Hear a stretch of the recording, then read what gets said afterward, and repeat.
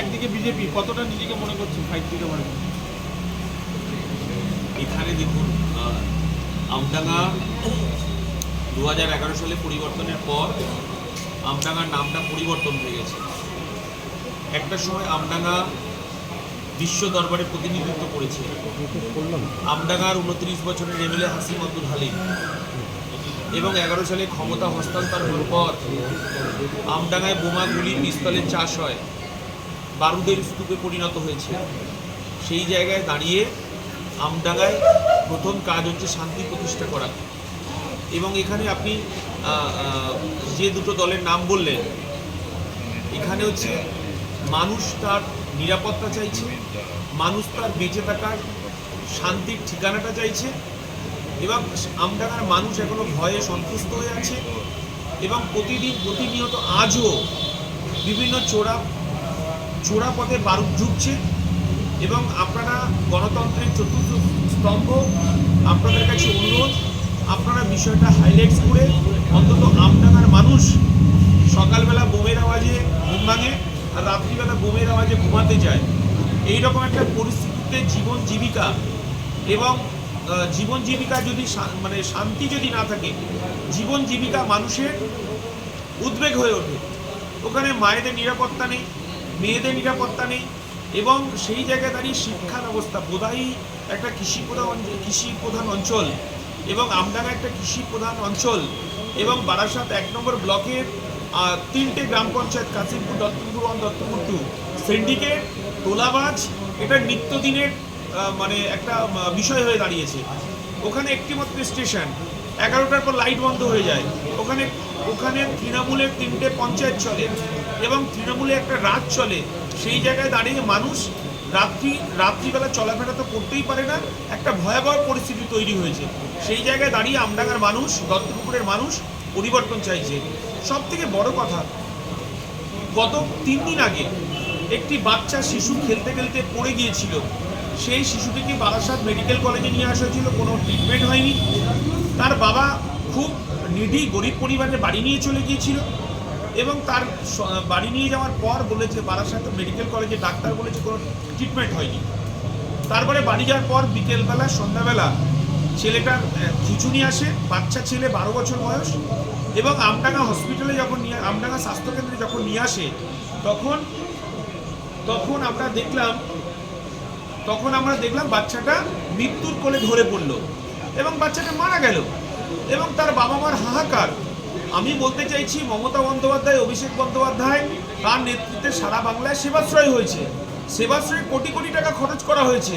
যদি আমডাঙ্গায় যে 4টে সেবাশ্রয় ক্যাম্প হয়েছে, যা টাকা খরচ হয়েছে, আমডাঙ্গায় যদি একটা এমআরআই মেশিন বসতো, একটা মানে স্ক্যান মেশিন বসতো, একটা যদি এক্সরে মেশিন বসতো, তাহলে এই কুড়িগুলো ঝরে যেত না। আমরা বলতে চাইছি, আমডাঙ্গার মানুষ একটা পরিবর্তন চাইছে। এবার আমডাঙ্গার মানুষ তারা ভয়ে সন্ত্রস্ত হয়েও তারা রাস্তায় নেমে, এবং 29 তারিখে তারা ভোট দেবে, এবং 4 তারিখে লাল আবির উঠবে আমডাঙ্গায়। আমি এসআইআর ঘিরে দুটো প্রশ্ন করতে চাইছি। এসআইআরে রফিকুর রহমান সরাসরি বলছেন, গতবার 52% হিন্দু ভোট ছিল আমডাঙ্গা কেন্দ্রে, 48% মুসলিম সংখ্যালঘু ভোট ছিল। এবারে সেটা বেড়ে 56-44-এর একটা রেশিও তৈরি হতে পারে। সেক্ষেত্রে আইএসএফের সম্ভাবনা বেড়ে যাবে যদি হিন্দু ভোটটা টানা যায়। আপনি এটাকে কীভাবে দেখছেন? দেখুন, আপনার এই ব্যাপারটা হচ্ছে আমরা তীব্র বিরোধী করি। এই হিন্দু মুসলমান করে এই পশ্চিম বাংলার সম্প্রীতি উধাও হয়ে গেছে। এই পশ্চিম বাংলায় সম্প্রীতি নজির আমডাঙ্গার ক্ষেত্রে বলছি, আমডাঙ্গায় একটি 400 বছরের করুণাময়ী মন্দির, চারিদিকে সংখ্যালঘু ভাইদের বসবাস। সেই 1992 সালে ভারতবর্ষে বাবরি মসজিদকে কেন্দ্র করে যখন দাঙ্গা হয়, তখন এই রাজ্যের মুখ্যমন্ত্রী ছিল জ্যোতি বসু, আর তখনকার আমডাঙ্গার এমএলএ ছিলেন হচ্ছে হাসিম আব্দুল হালিম। তখন এই করুণাময়ীর মন্দিরে এই আমার সংখ্যালঘু ভাইরা যারা টুপি পরে নামাজ পড়তে যান, তারা হিন্দু এবং মুসলমান আমরা মানববন্ধন করে মন্দিরকে রক্ষা করেছিলাম। ঠিক অপরদিকে আমরা মসজিদ রক্ষা করেছিলাম। আমার বাবা, আমার ঘরের কাকা, আমার ঘরের কাকিমারা, আমার মায়েরা সেদিনকে একটিও সাম্প্রদায়িক সম্প্রীতি বিঘ্ন হতে দেয়নি। এবং আপনি চণ্ডীগড়ে চলে যান, আমডাঙ্গার একটি পঞ্চায়েত চণ্ডীগড়, গ্রাম চণ্ডীগড়, সেই গ্রামের একটা প্রাচীন ঐতিহ্য, একটা দেয়ালে একদিকে মসজিদ, একদিকে মন্দির, কোনো সাম্প্রদায়িক সম্প্রীতি হানাহানি হয়নি। কিন্তু আমরা এই তৃণমূল কংগ্রেস আসার পর আমরা দেখলাম, এবং বিজেপি এবং তৃণমূল, এই শুভেন্দু অধিকারী কে? শুভেন্দু অধিকারী তো বিজেপি তৃণমূলের একজন এজেন্ট আমরা মনে করি। এই হিন্দু মুসলমান করে করে আমার পশ্চিম বাংলায় এই সম্প্রীতিটাকে নষ্ট করা হচ্ছে। এই বাংলা রবীন্দ্রনাথের বাংলা, এই বাংলা কাজী নজরুলের বাংলা, এই বাংলা প্রীতিলতা ওয়েদ্দেদারের বাংলা, এই বাংলা মাতঙ্গিনী হাজরার বাংলা, এই বাংলা সতীশ সামন্তর বাংলা, এই বাংলা ক্ষুদিরামের বাংলা, এই বাংলা বিদ্যাসাগরের বাংলা।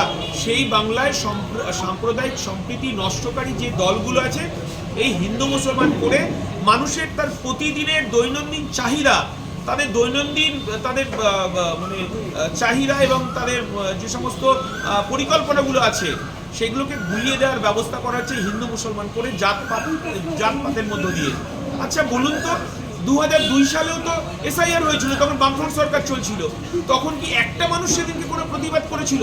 একটা মানুষ রাস্তায় নেমে এসেছিল? কিন্তু সেই এসআইআর আমরা দেখেছি 2002 সালে। কিন্তু আবার এই এসআইআর আমার মনে হয়েছে তৃণমূল এবং বিজেপির নাগপুরের সেটিং, এই সেটিংয়ের মধ্য দিয়ে হিন্দু মুসলমান ভাগ করে মানুষের দৈনন্দিন চাহিদা, মানুষের দৈনন্দিন যে আন্দোলন, মানুষের দৈনন্দিন যে সরকারের কাছে চাওয়া পাওয়া, সেগুলোকে ভুলিয়ে দেওয়ার পরিকল্পনা হচ্ছে এসআইআর। আমার দলের চেয়ারম্যান নওশাদ সিদ্দিকী, সিপিআইএম এর পক্ষ থেকে বিকাশ রঞ্জন ভট্টাচার্য, আমরা হাইকোর্টে গেছি এবং আমরা সুপ্রিম কোর্টেও গেছি। আমরা যারা বৈধ ভোটার আছে, যারা ওপার বাংলা থেকে এই বাংলায় 71 সালে চলে এসেছে, যাদের বৈধ ভোটার, তৎকালীন বামফ্রন্ট সরকার তাদেরকে জমি দিয়েছে, তাদেরকে পাট্টা দিয়েছে, তাদেরকে কলোনি করে দিয়েছে, তাদেরকে রেশন কার্ড দিয়েছে, তাদেরকে ভোটার কার্ড দিয়েছে, তাদেরকে সরকারি চাকরির সুযোগ করে দিয়েছে। সেই জায়গায় দাঁড়িয়ে এই তৃণমূল আর বিজেপি 2021 সালের মতো এনআরসি করে সংখ্যালঘু মুসলমানদের একটা ভয় পাইয়ে দেওয়ার চেষ্টা করেছে। কিন্তু এর আগে কলোনিগুলোতে তো লাল ঝান্ডা উঠতো, আর এখন কলোনিগুলোকে বোমা বারুদের আস্তানা তৈরি করেছে তৃণমূল কংগ্রেস। আপনি কতটা আশাবাদী মনে হচ্ছে? 2011 সালের পর থেকে পশ্চিম বাংলার প্রত্যেকটা পঞ্চায়েত, প্রত্যেকটা পৌরসভায় সাধারণ মানুষের গণতান্ত্রিক অধিকারকে লুট করা হয়েছে। সাধারণ মানুষ ভোটাধিকার ভোট দিতে পারেনি এবং সাংবাদিকদেরকে মারা হয়েছে। সাংবাদিকরা সত্য প্রমাণ করার জন্য, সত্য ঘটনা তুলে দেওয়ার জন্য বিভিন্ন ন্যাশনাল প্রিন্ট মিডিয়া থেকে এবং আপনাদের সাংবাদিকরা আক্রান্ত হয়েছে বারবার এই তৃণমূল কংগ্রেস দ্বারা। আমরা বলতে চাইছি, সাংবাদিকদের যেমন গণতান্ত্রিক অধিকারকে হরণ করেছে তৃণমূল কংগ্রেস এবং বিজেপি, ঠিক তেমনিভাবে সাধারণ মানুষের অবস্থা সঙ্গীন অবস্থা পরিণত হয়েছে। আমরা বলতে চাইছি, একটা সুস্থ সমাজ গড়ার ক্ষেত্রে সাধারণ মানুষ পরিবর্তন চাইছে। এই সমস্ত আপনার এই ভাতা দিয়ে কোনো হবে না। এই বাংলার মানুষ, আমডাঙ্গার মানুষও তিলোত্তমার বিচার চাইছে। এই আমডাঙ্গার মানুষ আপনার আনিস খানের বিচার চাইছে। এই বাংলার মানুষ আপনার তামান্নার বিচার চাইছে, আনিস খানের বিচার চাইছে। বিশ্বজিৎ একটা বাইনারি করার চেষ্টা হচ্ছে। কোথাও কি মনে হচ্ছে এই অস্তিত্ব সংকটে ভোগা সংখ্যালঘুরা তারা এক কাট্টা হতে পারে বিজেপিকে রোখার বিরুদ্ধে? দেখুন, এটা একটা ভয়ের পরিবেশ তৈরি করা হচ্ছে। সংখ্যালঘু আমার মুসলমানদের ভাইদেরকে ভয় দেখানোর একটা চেষ্টা হচ্ছে এবং এটা রাষ্ট্রের দ্বারা হচ্ছে। সব থেকে বড় কথা, রাষ্ট্রের দ্বারা, রাষ্ট্রের সরকার পরিচালিত দ্বারা মুসলমান সংখ্যালঘু ভাইদেরকে ভয় দেখানোর চেষ্টা হচ্ছে। কিন্তু আমরা ইন্ডিয়ান সেকুলার ফ্রন্ট, আমরা যারা বামপন্থী পার্টি করি, আমরা সাধারণ মানুষকে অভয় দেওয়ার চেষ্টা করছি যে আপনারা ভয় পাবেন না এবং সংবিধান আছে। সংবিধান আমাদের যে অধিকার দিয়েছে, সেই অধিকার বলে বৈধ ভোটার, যারা বৈধ ভোটার, সেই বৈধ ভোটারের অধিকার ফিরে পাবে। এই আশ্বাস আমরা পশ্চিমবাংলার সাধারণ মানুষকে আমরা প্রতিনিয়ত দিয়ে চলেছি এবং সেই জায়গায় দাঁড়িয়ে সাধারণ মানুষ অভয় পাচ্ছে। বাইনারি পলিটিক্স করার চেষ্টা হচ্ছে, আর আমরা বাইনারি পলিটিক্সকে কীভাবে রোখা যায় সেই চেষ্টা করে যাচ্ছি। একটাই সিম্পল প্রশ্ন, তারাবেড়িয়ার থেকে আরম্ভ করে চণ্ডীগড়, বেড়াবেড়িয়া পঞ্চায়েত, মাধবপুর, দুর্লভপুর, বোদাই, এই সমস্ত অঞ্চলের প্রান্তিক মানুষদের কি কি সমস্যা রয়েছে, সেক্ষেত্রে তাদের কি কি সমস্যার সমাধান এবং ভবিষ্যৎ পরিকল্পনা? দেখুন, প্রথম কথা হচ্ছে আমডাঙ্গা বোমাডাঙ্গা নামে খ্যাত। আমডাঙ্গায় আপনি যে এলাকাগুলোর কথা বললেন, পুলিশের সাথে আমরা জানি না। মানুষ তার বাঁধ ভেঙে 29 তারিখে রাস্তায় নামবে এবং আমি বারবার বলছি, বোমাগুলি পিস্তলের বিরুদ্ধে আমডাঙ্গার মানুষ খালি পায়ে খেলবে, মাথায় কাফন বেঁধে, কোমরে গামছা বেঁধে। শান্তি ফেরানোটাই কি লক্ষ্য, উন্নয়নটা কি লক্ষ্য নয়? একটা প্রতিষ্ঠা হয় তাহলে গ্রামের মানুষের তাদের রোজগারের দুটো হাত দিয়েছে, তারা রোজগার করে খেতে চায়, কিন্তু এই তৃণমূল কংগ্রেস বোমাগুলি পিস্তল দিয়ে মানুষের দৈনন্দিন জীবনযাত্রাকে ব্যাহত করেছে, মানুষের গণতান্ত্রিক অধিকারকে লুট করেছে। শান্তি যদি প্রতিষ্ঠা না হয়, গণতান্ত্রিক অধিকার কি করে ফিরে আসবে? প্রথমেই শান্তি প্রতিষ্ঠা করলে আপনার সমাজতন্ত্র তার মানে প্রতিষ্ঠিত আমডাঙ্গায় হবে। কোনো শিক্ষা, স্বাস্থ্য, অন্য কোনো সমস্যা নেই? আরে বাবা, শান্তি যদি প্রতিষ্ঠা না করতে পারি, আমার ঘরের সন্তান, আমার ঘরের তিলোত্তমা, আমার ঘরের তামান্না স্কুলে যাবে কি করে? এইরকম একটা ভয়াবহ পরিস্থিতি তৃণমূল কংগ্রেস তৈরি করে রেখে দিয়েছে। এই বাইনারি পলিটিক্স করে তৃণমূল কংগ্রেস একটা সন্ত্রাসের আবহাওয়া তৈরি করে রেখেছে এবং প্রতিদিন ভয়ভূত দেখানো হচ্ছে এখনো পর্যন্ত। দেখুন, মানুষ যদি শান্তিতে বাঁচতে না পারে, তার বেঁচে থাকার অধিকারটা যদি না থাকে, আপনি হসপিটাল করে, আপনি বিশ্ববিদ্যালয় করে লাভটা কি হবে? মানুষকে শান্তি ফেরত দিতে হবে। আপনার যখন কোভিড পিরিয়ড চলছিল, তখন তো মানুষ তার প্রাণ বাঁচানোর জন্য লড়াই করছিল, তখন তো স্কুল, কলেজ, হসপিটাল সব জায়গায় কোভিড পিরিয়ড চালু হয়েছিল। আগে তো আমার প্রাণ এই ভয়ানক তৃণমূল কংগ্রেসের হাত থেকে মানুষকে যদি বাঁচাতে না পারি, আমার শিক্ষা প্রতিষ্ঠান বাঁচবে না, আমার স্বাস্থ্যকেন্দ্র বাঁচবে না, আমার পানীয় জল আমি ঘরে আনতে পারবো না। সেই কারণে প্রথম আমার শান্তিতে ঘুমোতে যেতে হবে। আর একটা কথায়, আপনার সাহিত্যের কথায়, আমার সন্তান যেন থাকে দুধে ভাতে, সেই ব্যবস্থা করার ক্ষেত্রে শান্তি প্রতিষ্ঠা করতে হবে। ঘরের ছেলে রফিকুল, দেখুন, আমডাঙ্গা আমার কাছে বেড়ে ওঠার জায়গা, আমডাঙ্গা আমার পড়াশোনার জায়গা, আমডাঙ্গার খেলাধুলার জায়গা, আমডাঙ্গা আমার বাবার কর্মসংস্থানের জায়গা। আমার বাবা বোদাই উচ্চ বিদ্যালয়ের দীর্ঘদিন তখন পরিচালন কমিটির মেম্বার।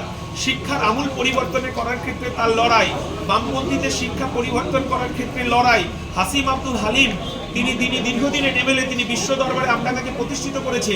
আমি বলছি যে ঘরের ছেলে আর বহিরাগত ছেলে যে যেখানেই আসুন না কেন, আমডাঙ্গায় যে যেখানেই আসুন না কেন, আমডাঙ্গায় শান্তি প্রতিষ্ঠা করতে হবে। আমডাঙ্গায় শান্তি প্রতিষ্ঠা না করার ক্ষেত্রে খুবই বাজে ব্যাপার। আর রফিকুল বাবুকে শ্রদ্ধা রেখেই বলি, 2018 সালে যখন তৃণমূল কংগ্রেসের গুন্ডা বাহিনী আমার বাড়ি লুট করে, আমার বাড়ির একটা 2.5 বছরের বাচ্চাকে বোমা মারে, আমার বাড়ির যখন লুটতরাস চালায়, তখন প্রথম ফোনটা এসেছিল রফিকুর রহমানের। দেখুন, আমি রফিকুর রহমান আমার পিতৃতুল্য, রফিকুর রহমান আমার বাবার বয়স করে। তিনি আমাকে ফোন করে আশ্বস্ত করেছিলেন যে যারা বোমা মেরেছিল তাদেরকে কিন্তু বিশ্বজিৎ তুমি ছেড়ো না। এই অতএব তার রাজনৈতিক আমার বিরোধ থাকতে পারে, রাজনৈতিক তার কর্মসূচির বিরোধ থাকতে পারে, কিন্তু মানবিক হিসেবে, মানুষ হিসেবে তিনি কিন্তু বিপদের সময় আমাকে ফোন করেছিলেন। আপনার প্রথম প্রতিপক্ষ কাটে মনে হচ্ছে? আচ্ছা, আপনার প্রতিপক্ষ কাটে মনে হচ্ছে? আমার প্রতিপক্ষ আমডাঙ্গার অনুন্নয়ন, আমডাঙ্গার শান্তি প্রতিষ্ঠা, এটাই আমার প্রতিপক্ষ।